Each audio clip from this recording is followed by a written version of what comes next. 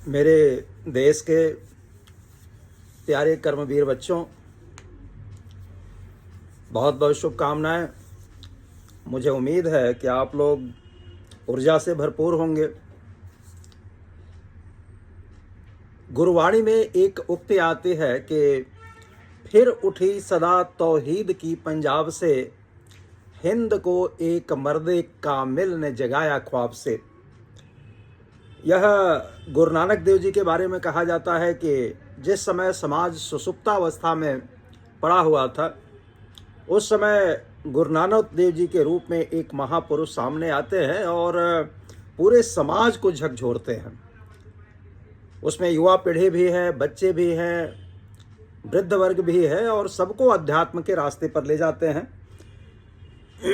आप लोगों का भी काम इसी तरह का है कि समाज का जो सुषुप्तावस्था वर्ग है, समाज में जो एक ईमानदारी और कहीं न कहीं आत्मीयता की कमी हो गई है, उसका अलग पुनः जगाना है। और मुझे आशा नहीं, पूरा विश्वास है कि आप जैसे लोग, जो आने वाली हमारी पीढ़ी है, वो देश को उत्तरोत्तर उच्च शिखर पर पहुंचाएगी। 6ठी शताब्दी ईस्वी पूर्व में बच्चों, जब हम लोग धार्मिक आंदोलन की बात कर रहे थे, तो इसी तरह के एक महापुरुष हमारे समाज में हुए, जिनको महात्मा बुद्ध के नाम से जाना जाता है। इनका समय 563 ईस्वी पूर्व से 483 ईस्वी पूर्व के बीच में माना जाता है। गौतम बुद्ध वो बोलते हैं इनको, महात्मा बुद्ध बोलते हैं। इनकी कुछ बेसिक चीज़ें क्रमशः आप देख लीजिए, जो बिल्कुल पॉइंट वाइज है, आपके प्रीलिम्स के एग्जाम के लिए बहुत महत्वपूर्ण है। जैसे इनका जो जन्म स्थल है वो लुम्बिनी ग्राम माना जाता है। ये रुम्मनदेई जिला है नेपाल में, वहाँ पे बुद्ध का जन्म स्थल माना जाता है। जब महात्मा बुद्ध के पिता की बात आती है तो इनका नाम शुद्धोधन था, जो कपिलवस्तु में शाक्य राज्य के शासक हुआ करते थे। इनकी माता का नाम महामाया था, जो देवदह के शासक की पुत्री थी। महाप्रजापति, ये बुद्ध की मौसी का नाम है, वो इनकी विमाता भी थी। सिद्धार्थ बुद्ध के बचपन का नाम है बच्चों। और चूंकि बुद्ध का गोत्र गौतम था, इसलिए इनको सिद्धार्थ गौतम भी कहा जाता है।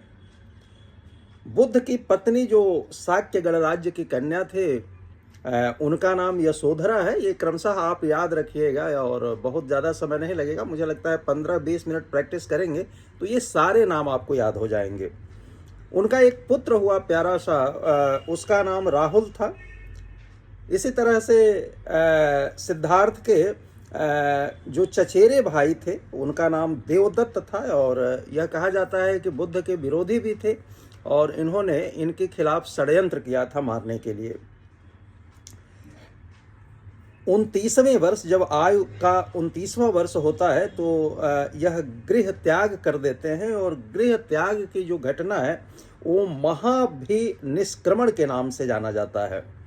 बुद्ध का जो सारथी था उसका नाम चन्ना था, कहीं कहीं उसका नाम छंदक भी मिलता है। इसी तरह से बुद्ध का जो प्रिय घोड़ा था उसका नाम कंठक था।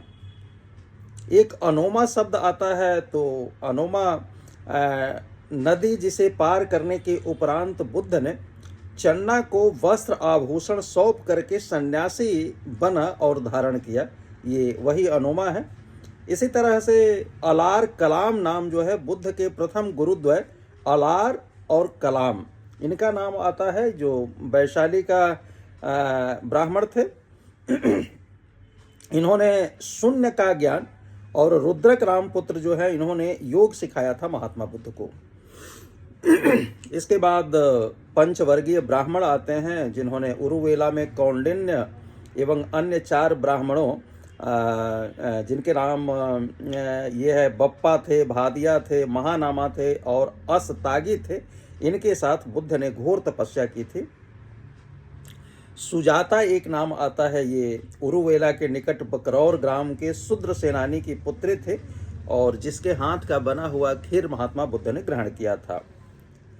बच्चों, एक संबोधि शब्द है, वो 39वें वर्ष बुद्ध को जब ज्ञान प्राप्त होता है तो उसको संबोधि कहा जाता है।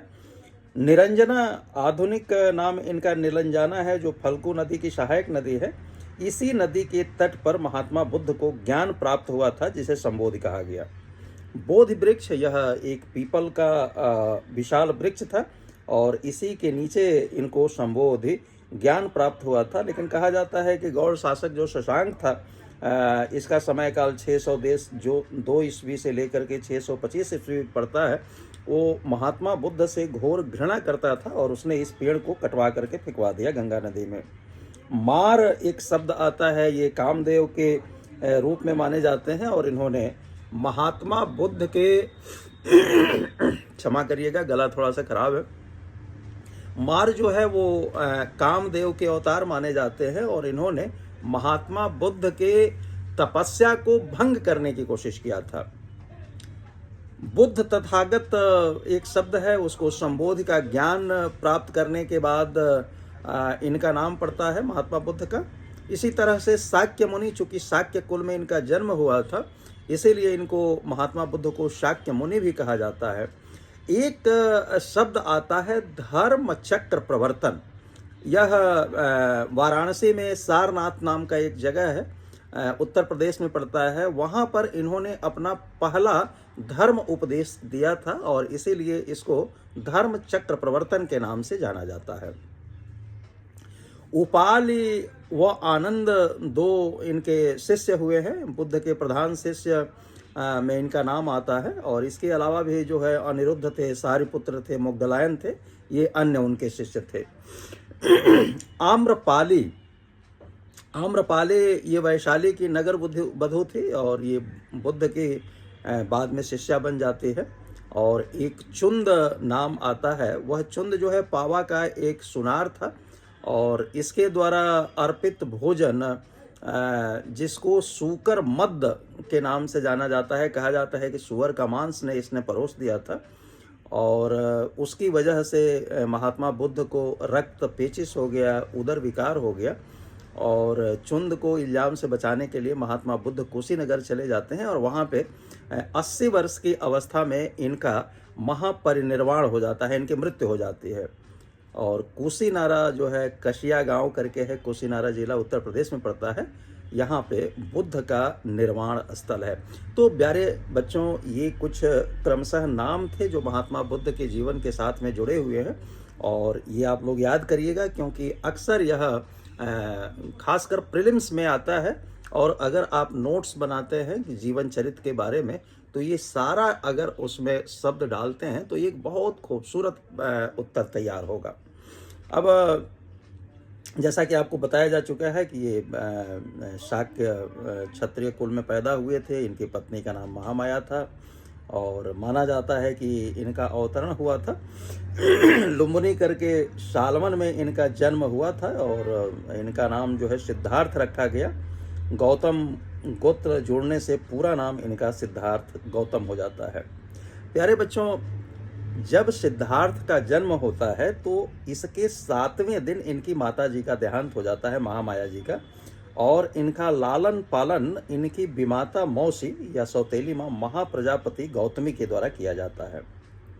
गौतम को देखकर कालदेव और कौंडिन्य नामक 2 ब्राह्मण थे, वो बहुत बड़े ज्योतिषकर्ता थे अपने समय के, और उन्होंने ये भविष्यवाणी की थी कि यह बच्चा आगे चल करके या तो बहुत बड़ा सन्यासी बनेगा या बहुत बड़ा चक्रवर्ती सम्राट बनेगा। तो ज्योतिष के अनुसार सन्यासी वाली जो बात है वो सही साबित होती है। 16 वर्ष की आयु में इनका यशोधरा के साथ विवाह कर दिया जाता है और विवाह के 12 वर्ष बाद यानी 28 वर्ष की अवस्था में गौतम को यशोधरा से एक पुत्र उत्पन्न होता है और उसका नाम राहुल रखा जाता है।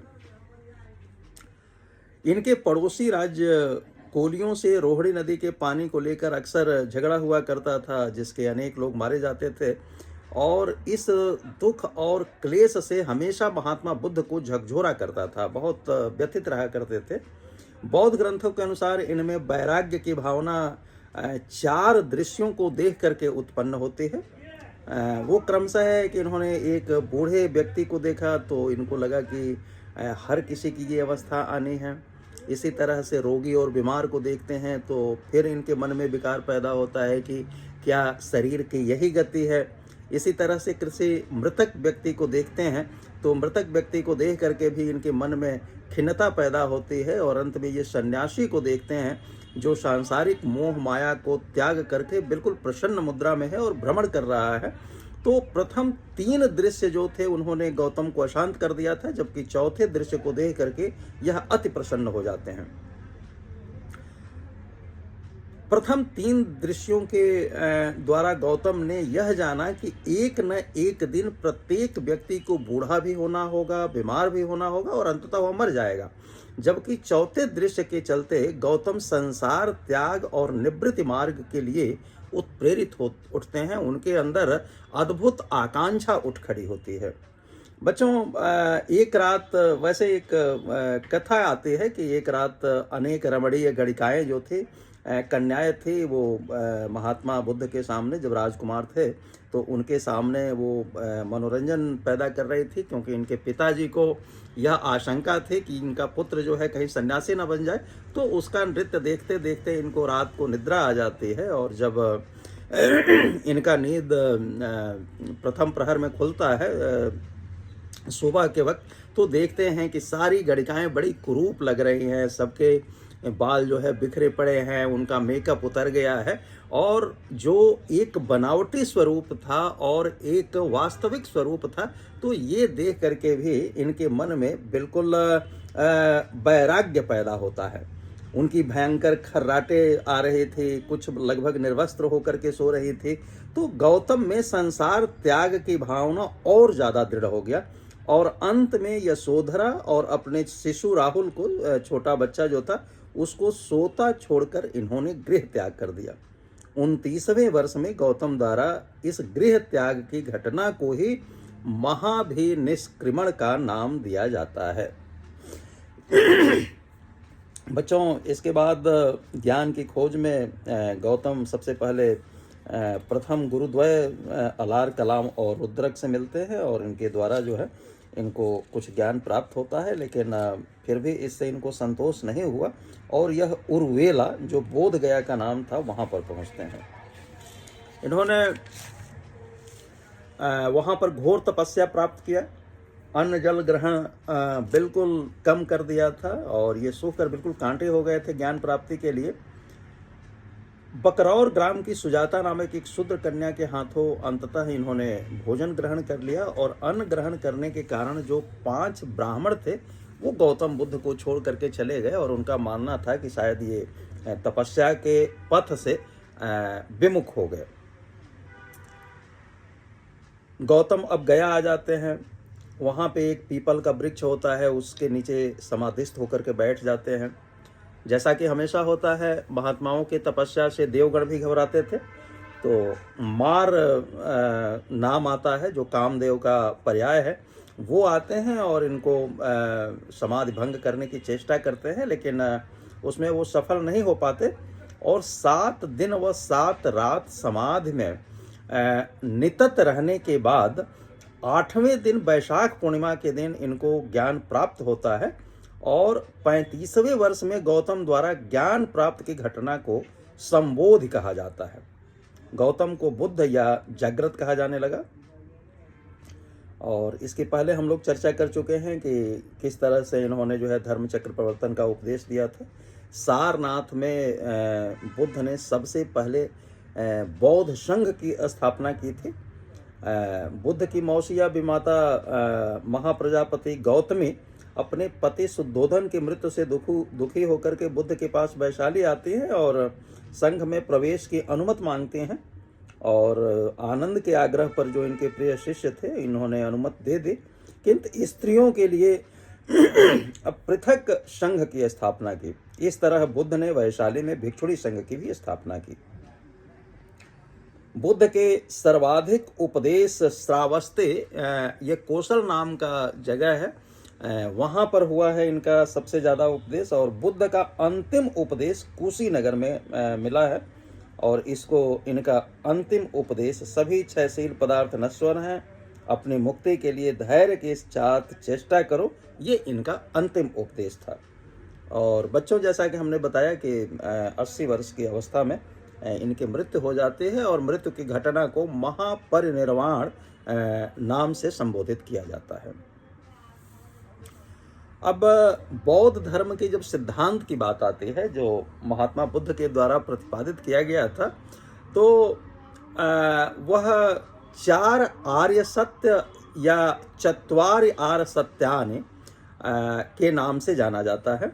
ये 4 आर्य सत्य कुछ इस तरह के शब्द आते हैं कि सब्बम दुखम दुखम, जीवन में दुख है और दुख है। दूसरा आता है कि द्वादश निदान प्रतीत्य समुत्पाद, दुख का कारण है दुख समुदाय। फिर अगला शब्द आता है निर्वाण, दुख का निवारण, निरोध, दुख निरोध है। और अंततः कहते हैं कि अष्टांगिक मार्ग के द्वारा दुख के निवारण किया जा सकता है। दुख का निवारण, निरोध का मार्ग, इसका निवारण किया जाता है। अब जीवन में दुख है तो महात्मा बुद्ध के अनुसार जन्म, जरा, व्याधि, मरण, प्रिय मिलन, प्रिय वियोग आदि सब दुख का कारण है। इसी तरह से दुख का कारण है दुख समुदाय, जो अगला सिद्धांत था। तो कहते हैं कि प्रत्येक वस्तु का कोई न कोई कारण अवश्य होता है, अतः दुख का भी कारण है। दुखों के 12 कारण उन्होंने गिनती कराया है, जिसे द्वादश निदान के नाम से जाना जाता है। इसमें जैसे शुरू होता है कि जरा मरण, जाति, भव, उपादान, तृष्णा, वेदना, स्पर्श, षडायतन, इसमें 5 इंद्रिया और मन आ जाता है, नाम रूप, विज्ञान या चैतन्य, संस्कार और अविद्या। यह 12 कारक माने गए हैं। अब जब आगे हम बात करते हैं कि जन्म, जरा, मरण का कारण जाति है, जाति का कारण भव है, विज्ञान का कारण संस्कार है, संस्कार का कारण अविद्या है, इस प्रकार विश्लेषण करने से स्पष्ट होता है कि दुख का मूल कारण अविद्या ही है। अब जब हम लोग शील या 10 विरत की बात करते हैं बच्चों, तो अष्टांगिक मार्ग का पालन तभी संभव है जब मनुष्य सदाचार के 10 नियमों का पालन करे, और 10 शील और 10 विरत इसको वर्जना कहा जाता है।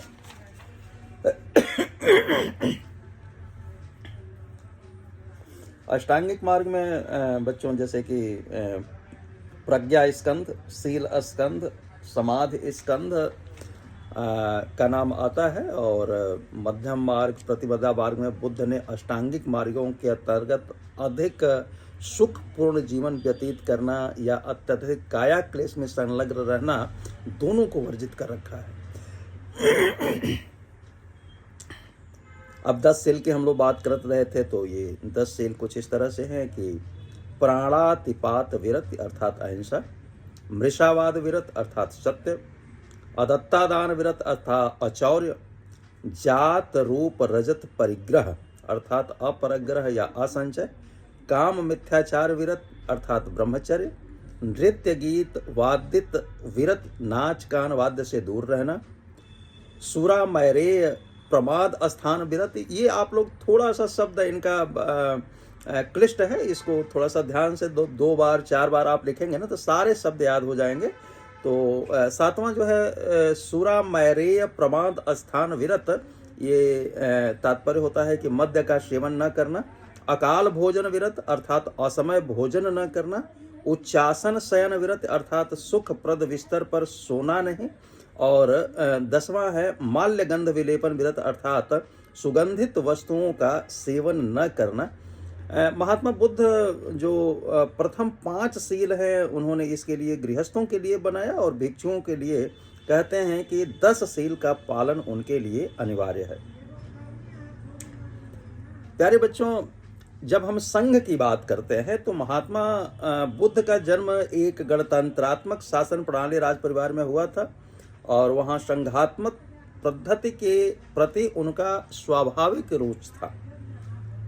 इसीलिए उन्होंने बौद्ध संघ में पहले से ही जैन संघ और आजीवक संघ से प्रेरणा लेकर के बौद्ध संघ की स्थापना करते हैं।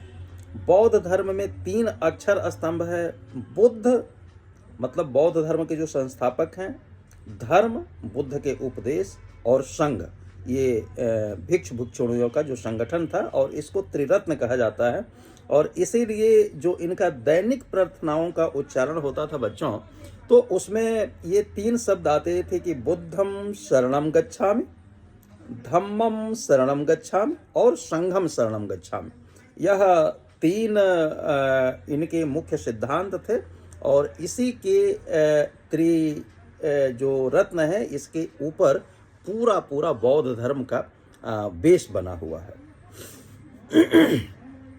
बौद्ध धर्म के जब हम विस्तार की बात करते हैं तो प्रारंभ में बौद्ध धर्म के संस्थापक गौतम बुद्ध ने खुद उत्तर प्रदेश व बिहार में गंगा के मैदान में बौद्ध धर्म का प्रचार किया था। गौतम बुद्ध के महापरिनिर्वाण के लगभग 250 वर्ष बाद मौर्य सम्राट अशोक आते हैं, और उन्होंने बौद्ध धर्म को अंगीकार किया था और अपने धम्म महामात्रों धर्मदूतों को धर्म प्रचार के लिए देश देशांतर में भेजा, और फलस्वरूप बौद्ध धर्म का प्रसार धीरे धीरे सारे विश्व में हो गया और वह विश्व धर्म बन जाता है। कुषाण शासक कनिष्क एवं पुष्यभूति वंश का शासक हर्षवर्धन जो थे, इनके राजकीय संरक्षण ने भी बौद्ध धर्म के प्रचार प्रसार में काफ़ी योगदान दिया था, और आगे चल कर के बौद्ध धर्म का उसके जन्म स्थान भारत में ही विलोप हो जाता है। उसके फॉलोअर्स यहाँ पे कम हो जाते हैं, और बौद्ध धर्म के ह्रास के एक नहीं अपितु कई कारण थे। इसमें बौद्ध विहारों में धीरे धीरे बहुत सारा धन एकत्रित हो गया, जिससे भिक्षुओं में जो शिथिलता का प्रवेश हो जाता है। तंत्रवाद के रूप में खुला व्यभिचार शुरू हो गया। बौद्ध धर्म में आडंबर का प्रवेश हो गया।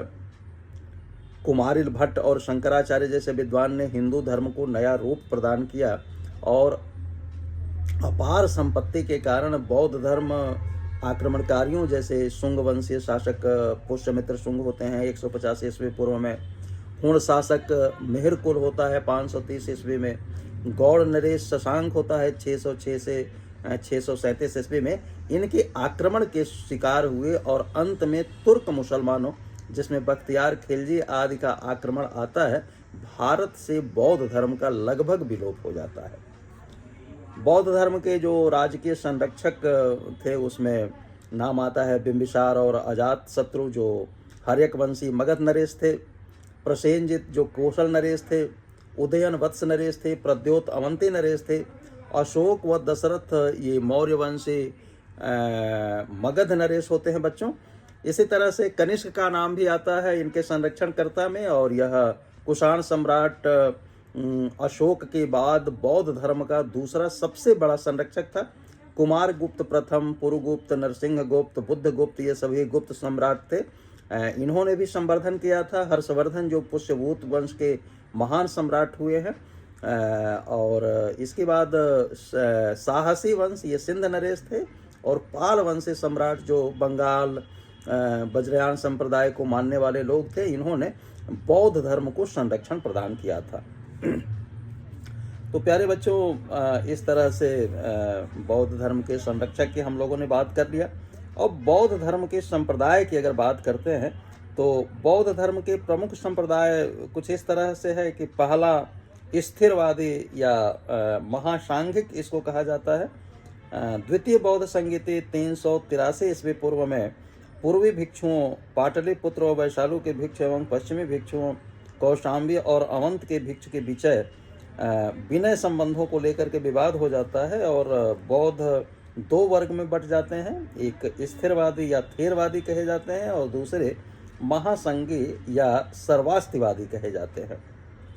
अब कालांतर में महासंघिक परिवर्तन थे, और इन्होंने परंपरागत विनय पिटक को कुछ एक परिवर्तन के साथ स्वीकारा था, और बाद में दोनों वर्गों का सम्मिलन हीनयान में हो जाता है।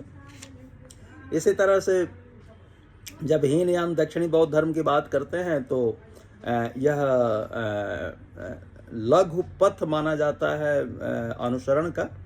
ये पाली के प्रयोग को अच्छा मानते थे, और इन्होंने पाली निकाय को अपनाया था और इसको दक्षिणी बौद्ध धर्म भी कहा जाता है। श्रीलंका 3री सदी ईस्वी पूर्व में महेंद्र संघमित्रा द्वारा और बर्मा में 1ली सदी ईस्वी में श्याम थाईलैंड जावा आदि ये देववाद के विरोधी हैं। इनके विचार में किसी देवी देवता का उपासना करना निरर्थक है। इसी कारण ये बुद्ध की भगवान के रूप में उपासना नहीं करते और इस संप्रदाय को श्रावक यान भी कहा जाता है और इनका चरम लक्ष्य है अरहत पद की प्राप्ति करना। जब महायान बौद्ध धर्म की हम लोग बात करते हैं तो महायान का अर्थ बृहत होता है, बड़ा होता है और इस संप्रदाय की प्रमुख बातें इस प्रकार थे। यह बुद्ध के उपदेशों में कुछ परिवर्तनों के साथ स्वीकार करते हैं। ये संस्कृत के प्रयोग को अच्छा मानते हैं। संस्कृत निकाय भी इन्हें कहा जाता है।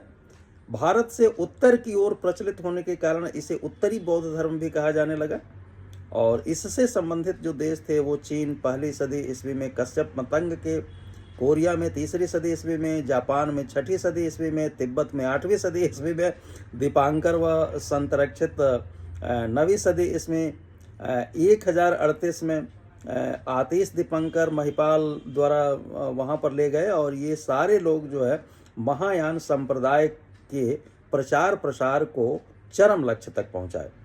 इनका चरम लक्ष्य है बोधिसत्व की प्राप्ति और बोधिसत्व का अर्थ है वह जिसका मूल तत्व है बोधि अर्थात ज्ञान। बच्चों, प्रमुख अगर बोधिसत्व की बात करते हैं तो ये वज्रपाण या सतमन्यु पाप व असत का शत्रु इंद्र देवता के समतुल्य माने गए हैं। मंजूश्री खड्गधारी बुद्ध का प्रखरकर्ता और ब्रह्म देवता के समतुल्य माने गए हैं। पद्मपाण और अवलोकितेश्वर ये दयावान करुणामय माने गए हैं, भगवान विष्णु के समतुल्य माने गए हैं। क्षितिगर्भ शुद्ध स्थानों पर अभिभावक के रूप में माने गए हैं। अमिताभ या अमितायुष स्वर्ग के बुद्ध माने गए हैं और मैत्रेय भविष्य के बुद्ध या भावी बोधिसत्व इनको माना जाता है। वैभाषिक हीनयान संप्रदाय का उप संप्रदाय है और सौमत्रिक ये भी हीनयान संप्रदाय का उप संप्रदाय है। इस तरह से माध्यमिक ये शून्यवाद या सापेक्षवाद कहा जाता है, यह महायान संप्रदाय का उप संप्रदाय है। योगाचार इसको विज्ञानवाद कहा जाता है, यह महायान संप्रदाय का उप संप्रदाय है।